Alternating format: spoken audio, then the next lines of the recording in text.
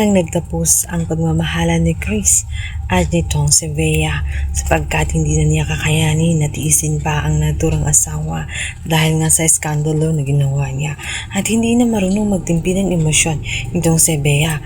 Nakakasakit na siya pagdating kay Rosel at ayaw niya na patuloy na gagawin ni Bea yun. Kaya naman nakapagdesisyon na nga itong si Chris at alam niya na tama ang kanyang magiging desisyon kung saan iwanan na lang ng tuluyan at wag na pakisamahan itong si Bea sapagkat nakita niya na wala ng pag-asa ang kanilang marriage, na wala na ang pundasyon dahil puro na lamang gulo at pag-aaway ang kanilang pagsasama, hindi na healthy. Samantala, makauwi naman itong si Belle at makikita nga niya ang kanyang mami na naglalasing. Nakita niyang may malaki itong problema. Agad naman itong magsasalita sa kanya na umalis na nga ang kanyang daddy at tuloy na nga siyang iniwan.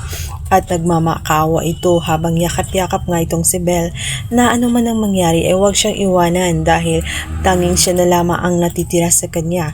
At hindi lang yun, inutusan pa nga niya itong si Belle na gagawin nila ang lahat kung kinakailangan na idamay nga itong si Rosel at itong si Tyrone dahil ito nga ang dahilan kung bakit sila nagkagulo at kung bakit naging broken ang family nga nitong si Belle.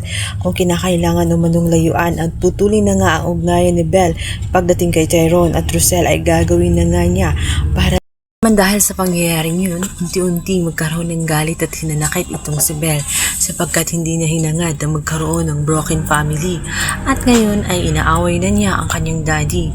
Iniisip nito na kaya nagkakaganon ang kanyang mami Bea dahil na rin sa ginagawa ng kanyang daddy Chris kung saan nagbibigay nga ito ng maraming oras sa ibang tao kaysa sa pamilya, kaysa sa kanya at sa kanyang mami. Kaya kung ano mano ang nararamdaman ng kanyang mami Bea ay justified at nararapat lang lamang mano ang naging reaksyon ng kanyang mami Bea ay talaga namang siya ang naging dahilan noon.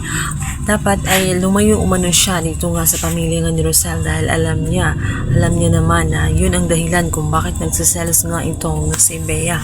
Palibhasa umano, itong kanyang daddy Chris ay walang pakialam sa nararamdaman ng kanyang mami. Kaya naman na hindi nakakapagtaka kung ganun na lamang ito kung magwala.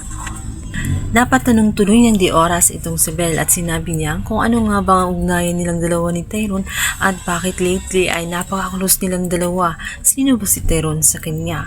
Napangangan na lamang itong si Chris dahil sa ngayon ayaw muna niyang sabihin dahil ayaw nang maging itong si Belle ay mapagbuntungan ng galit niya nitong si Bea sapagat nakita nga niya kung gaano ka war freak itong si Bea.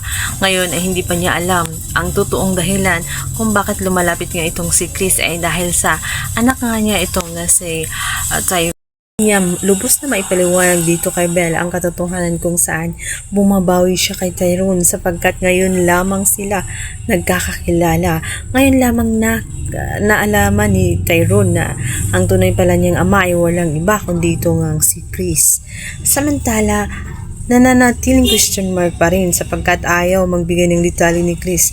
Ayon sa kanya ay darating din ang oras at maiintindihan ni Belle kung ano ang kanyang ginagawa. Sa ngayon ay hindi na muna niya sasabihin sapagkat napaka-komplikado pa ng kanilang mga sitwasyon.